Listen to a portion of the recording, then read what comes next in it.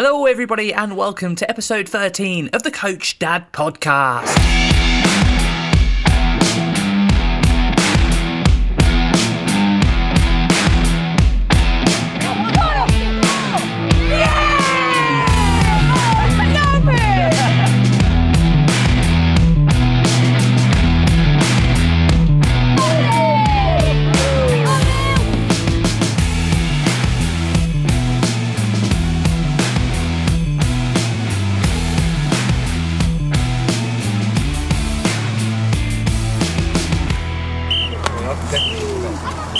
Well done, Austin. So hello everybody and welcome back to the Coach Dad Podcast with me, your host Ben. Now this is the first podcast in a couple of weeks. The reason being was last week was half term. I decided to have a little break. It's the end of the season anyway, so numbers were fairly low. A lot of people were doing things. That coupled with the fact that there isn't much to report on. Again, with it now being firmly end of season, competitions have all pretty much stopped. We're into tournament season now. So yeah, me not being in any tournaments, I've decided to opt for friendlies where I can. So yeah, it's pretty slim pickings on stuff to report on. So I feel these episodes, maybe throughout the summer, at least for the next month or so, they'll be a little more perhaps sporadic. I'll go to a fortnightly episode, and then as we get round to sort of July and August and the season starts to be in sight again, then they'll become a little bit more. They'll become regular again. We'll do them week by week because I'll have lots to talk about. I'm going to change the format up, and I've thought a lot about it for the next season's podcast. I'm going to, full on match report. I'm going to get some interviews and stuff like that and rope people in. And yeah, we'll have a little bit of fun with it and just see where it goes, trying to make it a bit more engaging for everybody who's listening. As for me, sort of fairly aware it could probably become a bit boring listening to me waffle on all the time, but yeah, no, it's going great. I love doing these things, but when I'm doing them, I want to have some substance and I want to have something to talk about and report on. And yeah, instead of sort of plucking things out of the air and not having much to say, but so I've got a little bit to go with this week. I'm just going to jump around a few subjects. It's going to be called, this week's football news, but I'm going to go through the sort of football news and the updates and stuff that's happened in my little football world over the last couple of weeks. So let's get to it in this week's football news. This week's football news. So as I just alluded to, with it being half term, there's not a great deal of on-pitch action to report on in my little football world, but there's been a few goings on, so I'm just going to sort of rattle through them. First off, just apologies if you can hear planes roaring in the background. Again, I'm in a little soundproof room that I've got for my podcast, but as I've said in previous episode, we're right close to an RAF base, and it's the D-Day celebrations. We've had fly pasts and practices and whatnot, and planes in formation all day. And yeah, we've had a lot of nighttime activity and training lately, so lots going on where I live with the old RAF and planes. But yeah, so you may hear a roar of a F-35 or whatever the latest one is. So we get that sort of as they take off and come in at land. You can hear them quite vividly. But yeah, as football news, me and the managers in my age group, when I first started the season, I was chucked into a WhatsApp group, and it had all the managers and assistant managers, and then the chairman of our league for our age group in there. And when you had a fixture coming up, you'd just find them, really easy. You'd go on a side chat with you two on WhatsApp, and then you'd arrange all your fixtures and that. Now the league have now said that all age groups with managers are to be disbanded, and for fixtures next season we have to go through official channels where we have to go through our team representative, who will then go to them and then sort it all out, which is so long-winded, and I'll be honest, I think it's a load of rubbish, to be fair. I'm not sure where they've done that, and the league are trying to ban WhatsApp groups and stuff like that. So what we did is, instead of closing the chat, we just booted the admins, because there were a couple of managers who were admins. They booted out anything to do with the league, and we renamed the group our age group friendlies, and we're going to continue to perhaps go around, go like that for the time being, or at least organise friendlies. But it's just madness, really. It's sort of restricted communication. I think they've done it because at other age groups, especially older ones, there's a lot of bickering. Obviously, if you get teams and managers who are battling perhaps head for head and they've got something right on the game, and it can get pretty sticky in these groups, so they've decided to shut them down for that reason. But for me, it's a handy tool.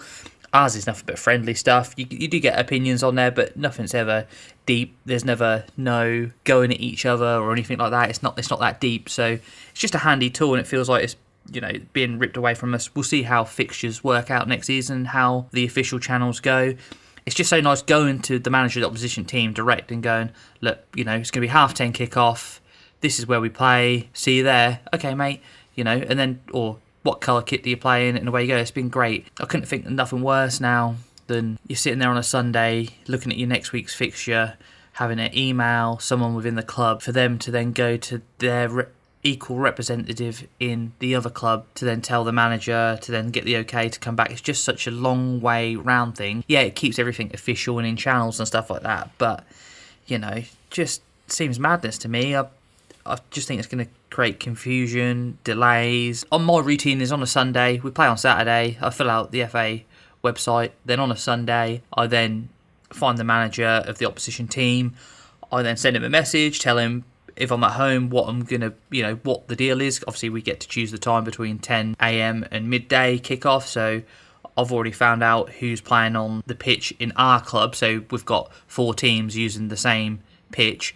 I then talk to the managers and say within my own club. So I already know on a Sunday. Then I get that all done. I put it on my little WhatsApp, my little band group for the parents. So come Monday, they already know what's happening the week after.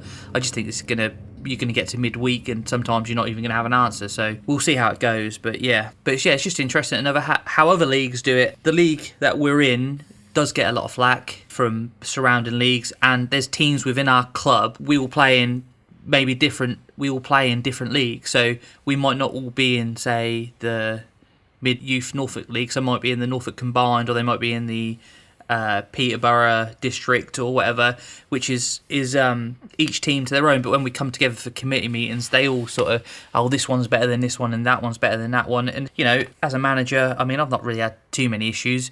The only thing is that I look at this league, we might give it another year, because the Norfolk Combined League, even though there's a fair bit of travelling involved, or a little more travelling, instead of your maximum travelling being half an hour, 45 minutes, it could be up to an hour, just over an hour for a one-way journey. There's a lot more variety. Instead of there being just 2 leagues with, fairly competitive teams, there's 5 big leagues, and it's much more balanced. And saying that, I did see a thing on the grassroots, on the England FA or grassroots, whatever, that the Norfolk Combined League won an FA, a proper FA grassroots award this year for being the best league. So just shows you, the league next door, or the league that my boys were playing in 2 seasons ago, is the best league, and it's for everything, sort of communication, the way it's run, the way your teams are set up to be on equal paring with other teams, so they get good competitive games. So it's just apparently well more done.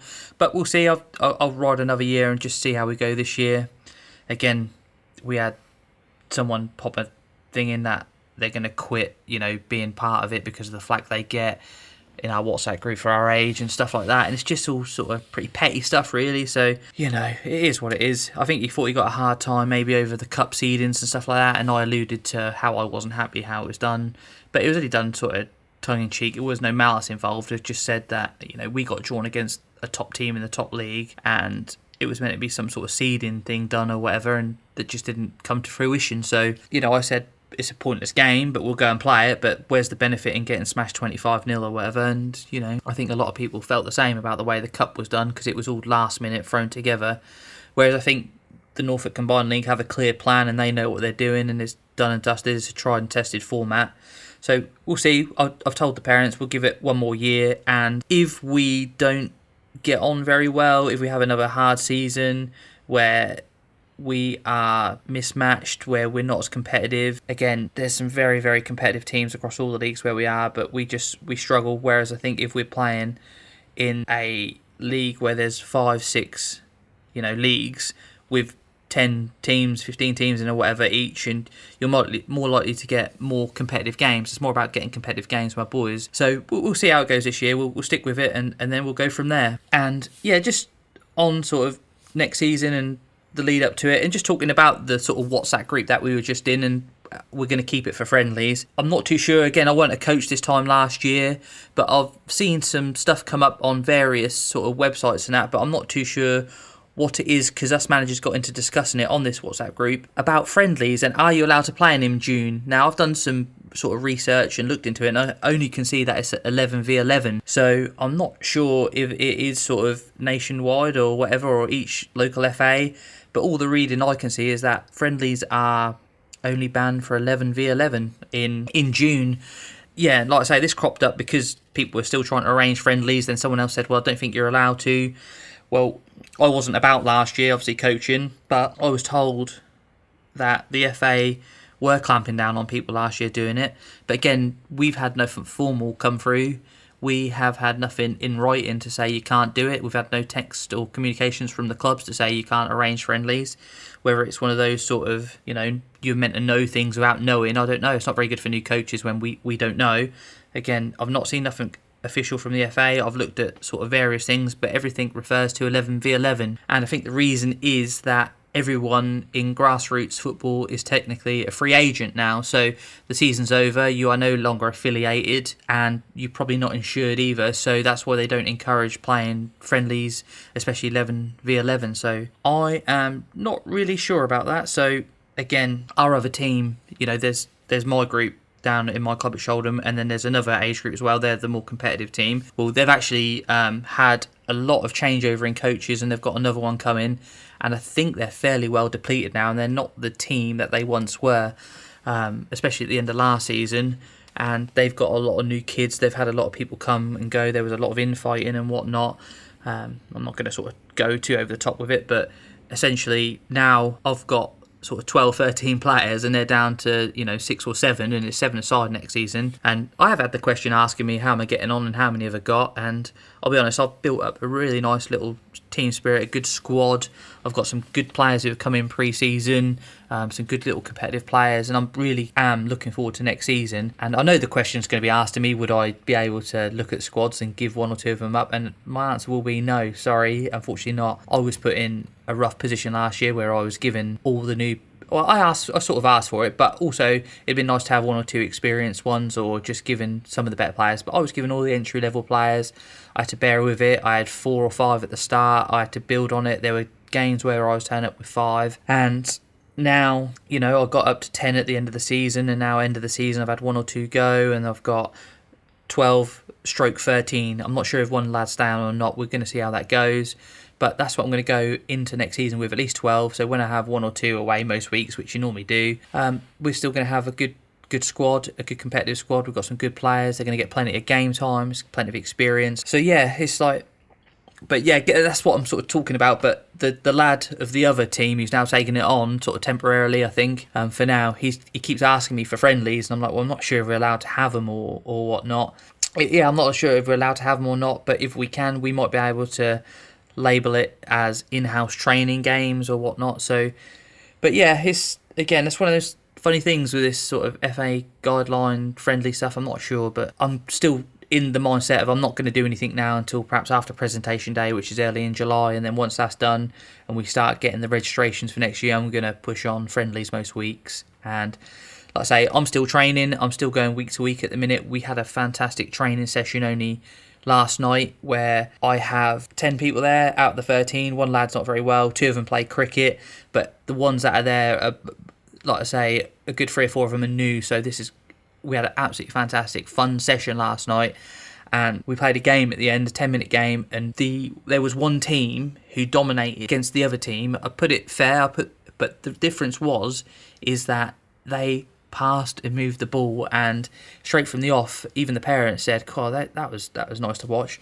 We had certain players who were getting it. I did some drills on space and spatial awareness and trying to draw players out and not come across into positions they perhaps shouldn't be in. Again, we're moving up to 7v7 next season, so I don't want to see my right-sided player, if they're right-sided defence or right wing back or right wing, over in the left back position, chasing the ball. I was trying to drill that out of them last night, and I'm going to keep going with that. And we were working on sort of lanes of where they should be, and one team stuck to it and they scored loads of goals, and the other team just didn't, and they didn't score some goals. So that's why I sort of got them together at the end of the session and pointed this out. I stopped at various points as well and sort of pointed out why they were, or can they, because I'm one of them ones who reflects through sessions, and not saying that no coaches do, all coaches do, everyone I do does it.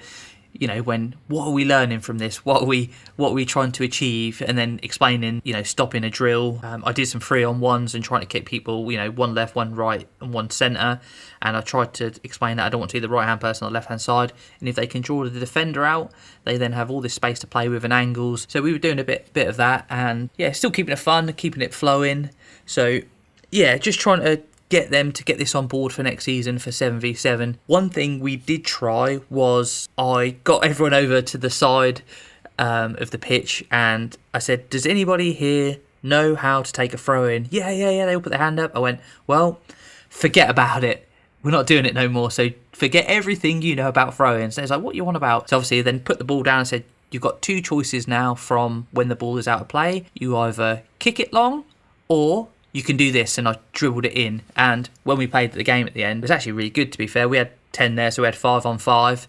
And when it went out, sort of a bit of a confusion at first, but when we had 1 or 2, kick or dribble ins, away they went. And most of the lads chose to dribble it in, which, again, I think is a positive. I think that's what the FA are looking for when they introduce these rules. I think it's about trying to keep the ball on the floor and keep games flowing. But, it definitely worked well for the boys out there. And then a little bit of positive at the end. The new little lad that we had joined from...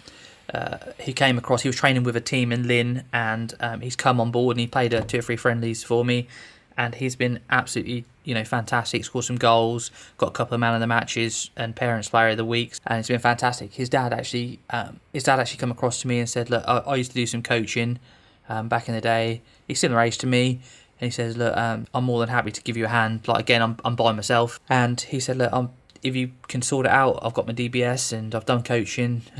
So, I said I'd love to take up on that offer. So I'm actually going to have some help, and we talked a little bit about maybe what we do and how we sort of, I'm new to this. Like I say, it's the whole point of doing this podcast. I'm on a journey, year into coaching now, where I've been doing it by myself. Most of it is learn along the way, learn on the job. Everything's not given. You create your own way of doing it, and no one's there. I guess it's all to do with how you land on your surroundings. Some people may have it drip fed to them, only little bits. Where me, I've been I've been given the tools I need, and I've just gone about and created my own little bubble with my own little team and with a bunch of parents, and I believe I've built up a fantastic little sort of core group there. So it'd be great to have someone else on board to help me out. And I said, look, I'm new to this, so if you've got any ideas, I'm not one of these overzealous types where it's my way and whatnot. I'll take on any information. We'll try different things. If you've got ideas, then brilliant. Like, as long as we keep it fun and boys look like they're learning, they're engaging it, and they're all getting fair game time, then I'm all for it. So I'm going to start the ball rolling on that one over the next couple of weeks and get him on board. Also, that helps secure his boy, who's a great little player. I think he's going to be the standout player next season. That's just early predictions, but great little player. So fantastic to have him and finally some help on board. So as for my team, that's pretty much it. Obviously, my other lad Caleb, his team still are not training at the minute. They're having a well-deserved break, so haven't got much to say about him at all. We have been keeping him busy, ticking over at the weekends. Been down the park, Saturday and Sunday, hour and a bit with the bag of balls, and he's been really working on certain aspects of his game. And it's not me telling him to do it, it's him wanting to go, and it's all about learning for him. And he knows that for him to be a better player, he's got to get fitter, he's got to get faster, and his speed of thought has got to be better. And that's really what it comes down to. And we have been sort of working on early shooting and stuff like that. Like I say, he can do tackling fairly well. He can get about. Positional play is really good, but it's just sort of offensive and it's a centre midfielder. And next season he goes to 11 side, so he might end up playing in totally random positions or different positions. So me and him have had a word, and we said, look, whenever you go back to training, I want and you want to go there as almost like a new player, unrecognisable. And he's like, yeah. So he's bought into that, and he wants that, and he wants to go there, and he wants to turn up at the first training and be this different player, better player, and a sure thing. Like I said, when he started last season, he was on the bench pretty much every game. Then he worked his way into playing all the time, and we want him to go back a different animal, as I say. And this isn't coming from me, this is him. He's the one pushing me all the time to take him out, to go and practice in the garden when we got like, I've got time we're in there. We've got a tight little garden, but we can get some skills off and some passing and stuff like that. Or just, 2 minutes down the road is the football club. So we go down there with a bag of balls and we just practice on everything, just technique, touch, movement. Like we were doing this one drill where I was just basically from a goal kick, so I was like pumping him out short, getting him to get his first touch and turn and go quick, sprint into the halfway line with the ball, then turn, come back, and working the ball out of his feet and getting his shooting. Because again, he's a bit of a dillier, so when the ball's sort of been passed to him, he can wait too long, and it's what I'm on about, speed of forward. So he's got to that's the process that he's got to get quicker at. That's what will separate him. If he can move the ball quickly, if he can get his head up, get a pass off quick, touch, pass, move quickly as that, then he's onto something. It's when you sort of get the ball in dilly that you're likely to get tackled, and then you start having a bad game and his head will dip. So it's about breathing that confidence into him. Quick, fast, get your head up. When we were shooting, it was touch, get out your feet, shoot.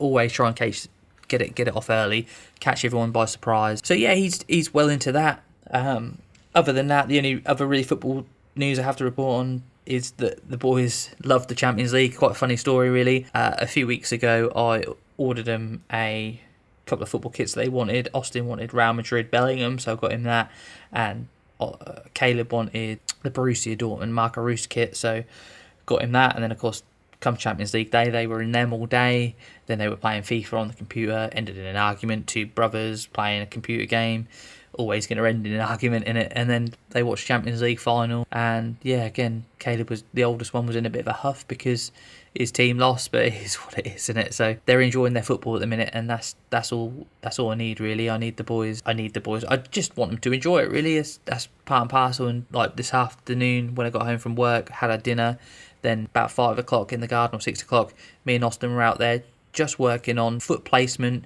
and how to strike a ball with the side of his foot and its laces. And we were just doing that, pumping it in the garden, half an hour, and even when I said, come on, and let's go inside, he's like, no, one more. So this is the youngest one, Austin, he can sort of take it or leave it, but now he wants to do it, he wants to improve on his technique, and he's loving his football at the minute. So yeah, it's all good stuff, really. But yeah, as for the week in football, that is pretty much it.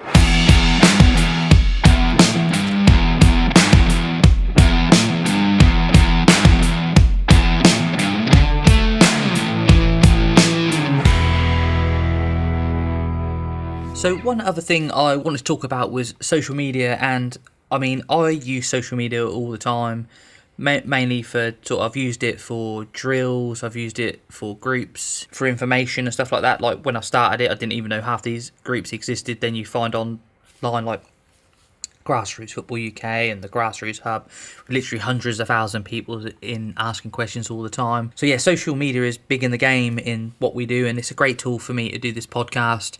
And obviously I'm releasing it, and it's a form of media, being out there, being social on Apple Podcasts or Spotify or however you listen to this. So yeah, it's just a great tool, and obviously I try and push this as much as I can. And I have noticed I've started doing the sort of little reels and funny little memes and stuff like that on TikTok, and reels on sort of Facebook and Instagram. Haven't bothered with YouTube yet, but yeah, I've noticed that has started to drive a lot of traffic and interest. So yeah, it's a great little tool. So if you get a chance to add me on any of those things, not like classic YouTube like and subscribe and all that stuff, but just keep an eye out for it. And I've had some people come my way very recently, and I've noticed the numbers spike up. And again, I'm not in this for any sort of fame or anything like that. I'm literally here just to document what I see and find, all in a sort of light-hearted way. I'm not, like I say, overly opinionated. I'm not that deep into it. I love doing it. It's the main thing. The main reason I do it is because I love it, really. Like, I've been drawn into it, and I'm into it deep. Like, I love it. Like, I'm like that with a lot of things. I throw myself into it. If I'm going to do it, I'm fully committed. So that's where I'm at with this. And like I say, I thought, well, if I'm going to get out there and do it, I'll start whacking a few things on social media as well, and try and drive up a bit of interest, because all I've done so far is literally just put it on. I'd record an episode and I'll chuck it on Spotify and Apple and Google, and people will find it naturally. I'm guessing they search for it, and that's where it's come from. And then I started sort of to push a bit of a Facebook page, but the TikTok stuff is obviously massive now. TikTok is such a funny tool. I've been drawn into the TikTok stuff over the last year or two. I was adamant that I was one of those who was never going to use it, and then whenever you find a few seconds, you're sort of flicking through and you get all your stuff come up that you're interested in, and the pages you've liked and stuff like that, and stuff that makes you chuckle, or an episode of Come Fly With Me or whatever it was, Airport from 1997 or something like that, and you just get the most random stuff come up. So yeah, it's a great tool, and I now follow a lot of coaches on there and other people as well, and like-minded people. And I see a lot of good bits on there, little training drills and videos and stuff like that. So again, any new coaches out there, just get on these, use these tools to your advantage. Especially like sort of TikTok and YouTube is really good for little drills, little reels, sort of 10, 15 second sort of drills, telling you, showing you how to do it.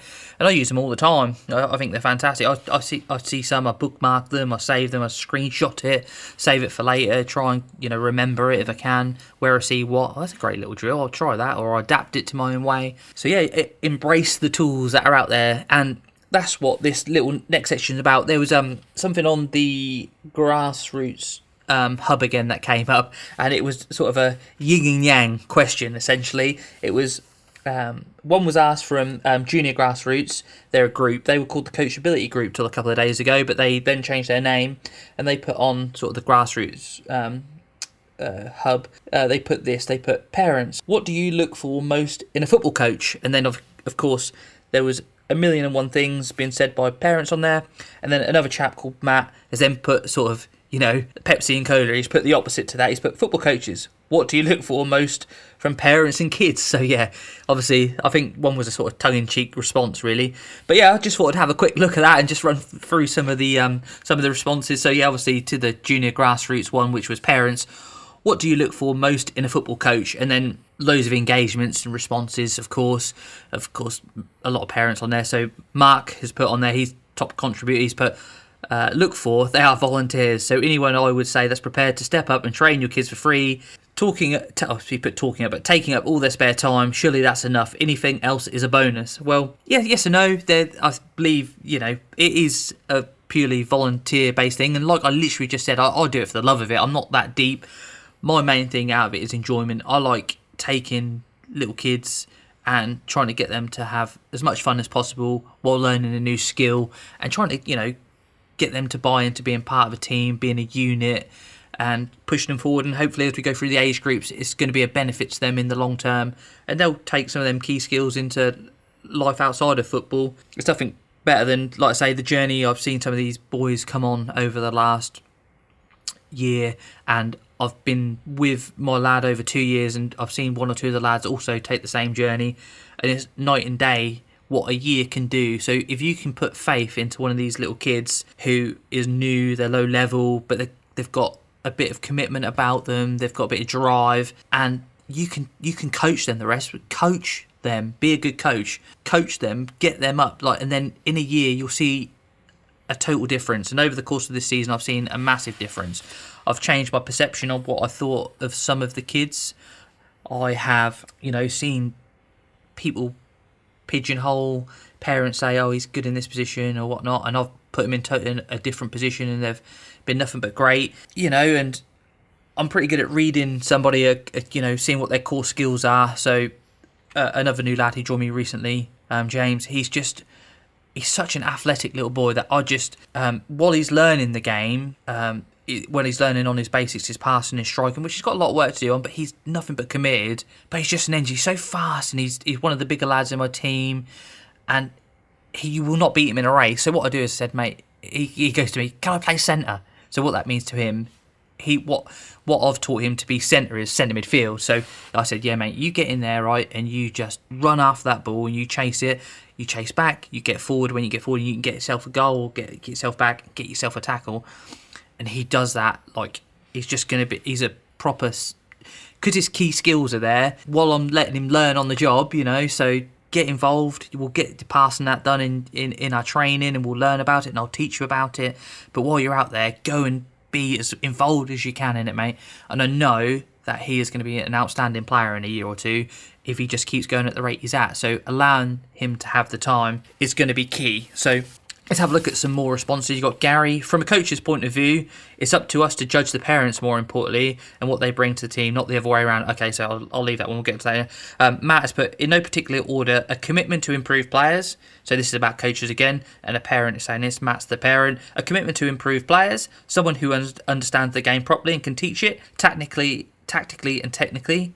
Someone who is fair and has the best interests of the player at heart. Someone who's positive, patient, and can motivate players and be a good communicator. So yeah, he's just looking for an all-round good person there.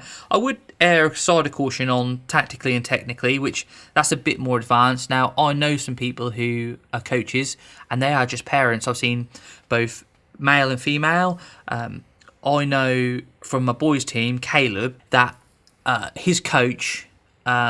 his wife coaches one of their other sons' younger age group, and she said to me, like, I've got no idea on the game, and I've just sort of learned as I go along. I have a rough idea of where.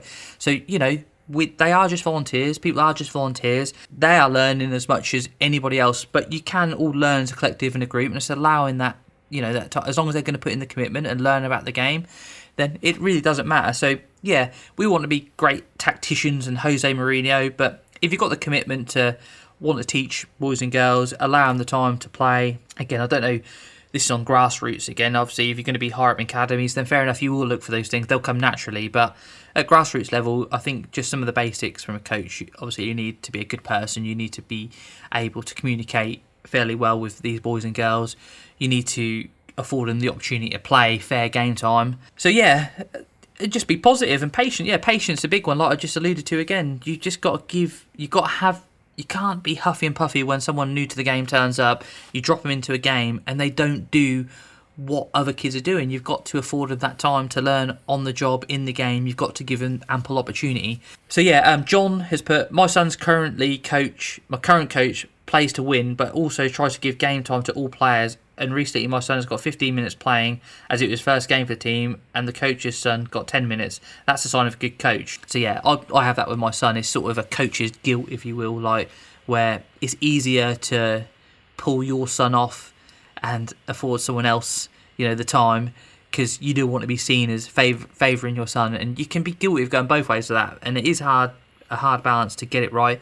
But I have sort of got it right over the season now where, you know, yeah, I will stick him up front or stick him right wing, you know, and he's not the greatest player, but he needs that playing time in good, you know, in positions, you know, defence, whatever. It don't matter what position he's in, but he needs that time just as much as anyone else.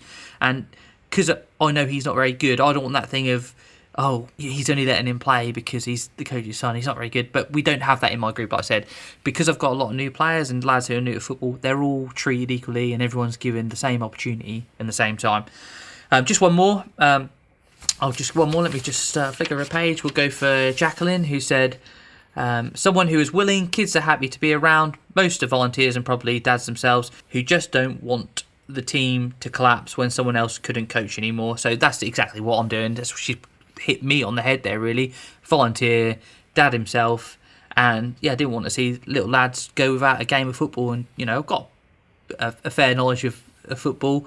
I was saying to someone actually earlier today actually that about doing it, and it's a total different kettle of fish when I know football. I've sat there, I've watched, you know, from mid-90s, my earliest memories are, you know, sort of Euro, World Cup 94, Euro 96 heavily, and I've watched football all the way through. I've played it all the way through school, being a young man, all the way up to retiring, playing six-a-side, and then going and watch a football team regularly at, you know, Norwich throughout the years, going to watch them either at home or even travel around the country. So being an ardent fan, but that changes the moment you step over the other side of the line to being a coach, especially of a grassroots football team of young children. So it's a different world. And it's literally leave everything at the door, forget everything you know, because this, yeah, you may know sort of holding this and CDM that and whatnot. None of that applies. Get rid of it.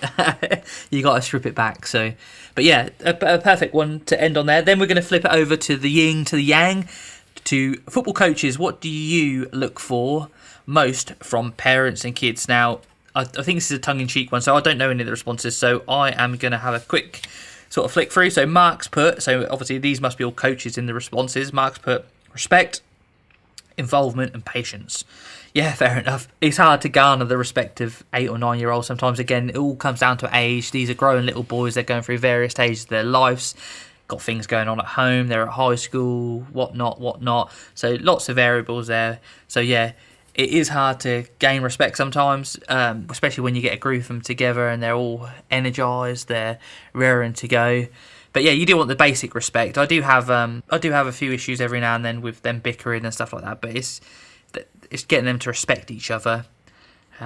Involvement, yeah, you want the kids to be involved. It is hard when you've got children who are finding their way, and it does seem like they don't want to be involved. Perhaps the parents have got there, and I definitely had one or two of them at the very start of my journey where whatever I was sort of however engaging I was trying to be, or whatever I was trying to coach, or as fun as I was trying to keep it, they just didn't want to be involved. They weren't really there. Now, patience, that's probably one of the biggest things I've got. Like I say, I'm playing the long game with a lot of these kids. So yeah, let's have a look. What else we got? Let's have a look. We got one here from Liam. Subs. What do you want from parents? Subs. Yeah, that's about right. Well, I don't play that game, so luckily, that's not for me. From parents, help by running lines, etc. Help set up, encouragement for the players. And from kids, commitment and good attitude. So yeah, that's pretty much bang on. That's from Terry. That is. So yeah, I'm not at that stage yet where running the line is a thing. I'm lucky enough where home games I can get my oldest lad to ref, and I'm now getting another coach on board. So I'm happy to ref games as well, or if he wants to do it when we haven't got someone to do it. So yeah, and the packing away again. Lots of parents help me. They offer to pack away at the end of training. I'm like, nah, don't worry about it, because it's quite a nice process for me. I like doing it and putting it away, and you get a little process going. But all help is handy. Carrying. When you turn up with your free bags, you've got the bench, you've got the bag of balls, you've got the anonymous bag with spare kit, the first aid bag in, cone, bibs and stuff like that in, and it's I. Talking about social media and TikTok, I released a video only a couple of days ago, and it was someone sort of jokingly carrying a big bag, and I put the caption sort of grassroots coaches, are you feeling me? So yeah, that is sort of, we turn up, we open the boot, it all spills out, we chuck all the bags over our shoulders because we don't want to do 2 trips, do we? So yeah, it's nice to get a hand every now and then from parents. Jimmy has put, great set of parents, all mucking when needed, always appreciated, and time. And I think meant to say be approachable and understanding to the direction that the team is going in. So yeah, he just wants everyone to be on board, and that's sort of what I've built for myself. Some short answers here. Paul's put effort and a good attitude. So yeah, that's again from parents. Like I said, I'm lucky enough with my parents where I haven't had any negatives yet, and it's been all positive. So yeah, and most of these is Gary, commitment, Ryan, commitment and gratitude, Chris, commitment, Marie's put commitment, respect. So yeah, commitment is a big one. We all want the commitment. Like I say, I had people not turn up for games, but there was no pattern to it. There was no rhyme or reason, and sometimes I'd have 5, and that's why I pushed out and got a bigger squad last season towards the end. And it's not because of commitment. I think coaches do need to be understanding to people's needs, the parents. Like there was one that come up on the a grassroots page in the week that was about a coach put out there, what would you do? I've got this young lad and his parents are not committed. They don't put yes or no to the group, and then last minute they'll pull out when they said yes and stuff like that. And it's all about understanding the dynamic of your parents, really. I have a little lad who I'm just going to go too deep into. I don't want to sort of give anything away, but I know he's probably got some stuff going on at home with parents who perhaps don't get along. So things have changed, chopped and changed last minute. But I would never think any less of a child because they've got stuff going on at home or things change last minute. I wouldn't ever hold a grudge against a child because of that. Not even the parents sometimes. It's about understanding your parents and the situation. Now, it's not up to them to spill the beans, but sometimes just asking, is everything all right? Like, is there anything I can do? And I had this with this little lad, I don't mind. I think almost like a single parent type thing, that work may come up or she might have to dart off and do other things, got other kids as well. So if granddad can't bring him, lives around the corner from me, so I'm like, well, he's happy whenever, jump into me, or if you put it in the group, I'm sure there's another parent who'll gladly take him. And that's the type of thing I've tried to build, so commitment goes all the way really. And if you can build yourself a nice little group, a nice little collective of parents, and you be informative and talk to people all the time, you can build up a spirit and a community. And what I found is all the parents look out for all the kids. They all love each of the kids, and they know what each one of them brings. They encourage it, there's no negativity. So when it comes to parents that you think are non-committal, maybe give them a little bit more than that. There's no way that they're getting their kids to miss out on something they love. There's always going to be a circumstance or a reason. And, I've had a little lad who's one of the ones that I'm not sure if he's coming back or not, but he has, I've left the door open, and he's not really sort of in love with the game. But again, I haven't taken it out of him. It's about affording the opportunity to, take some time, and then feel it out. And if you want to come back, door's always open. You've been part of the team. We'd love to have you back and see you develop and go from there. But it's, again, try and not be too judgmental is probably one of my things. As my response to one of those there, as a coach, what I'm looking from parents, commitment is you've paid to sign up for it. We're a club where you pay a large fee up front. Well, I say large, but 130 quid outright or whatever. There's no way that someone's going to pay that and then not want their kid to turn up every week. They've shown commitment by paying that. And like I say, it's just, I wish people would be more understanding to dynamics of people and families and stuff like that. Yeah, it can be disappointing. And again, I put another thing on TikTok where it was a bloke having a heart attack. He'd look at his phone and having a heart attack, and my caption was, when it's 5 days before a game and everyone's confirmed yes or no to the next weekend's game. And that's that's what it is. Like you want that, don't you? You want everyone to commit and you want everyone to be there. But again, it doesn't always work out. People have things on, birthdays, parents work Monday to Friday, Saturday and Sunday maybe the only chance that they get to go and do other things as a family, a birthday party, a family reunion, this, that. There's just so much going on, time away. So it's just my little advice to other coaches who are listening. Try and be a little bit more understanding sometimes. It's not that the kids are not committed, it's not their fault, and parents have a lot going on. Yes, they said yes, it's September, but they changed job in December or circumstances change. So it's not always going to be, how you want it on your terms, but talk to people, because at the end of the day, there's a little lad there who just wants to play football. And if you can help by taking him to a game or someone in your group can, then brilliant. You're getting a little lad out there playing football and keeping them happy. I say lad, boys and girls. It's just that I've got all boys, so that just rolls off the tongue. But yeah, that's going to be the end of my ramblings for this week, and thanks for listening. I'll tell you what, I hadn't done too bad actually looking at the time, sort of 45 minutes so far on the old recording, so I'm probably going to give it a wide berth again next week, have a week off, then I can come back in 2 weeks with, again, some more to talk about, and we'll go from there. I'm actually thinking about doing some sort of season review if I can, and looking back over the season, just review like maybe my best game or best this or best goal. I'll try and figure something out. But yeah, as for this week's episode, thanks again for listening. I've rambled on there for a good sort of 45 minutes or so, and anybody's got any questions. But yeah, other than that, just one other thing. I've got a lovely, I'm massive on Italian football from the 90s and early 2000s, massive Championship Manager fan as well, from 01-02. I play that religiously, and I've got still 01-02 Championship Manager with the modern update, and I'm all over it.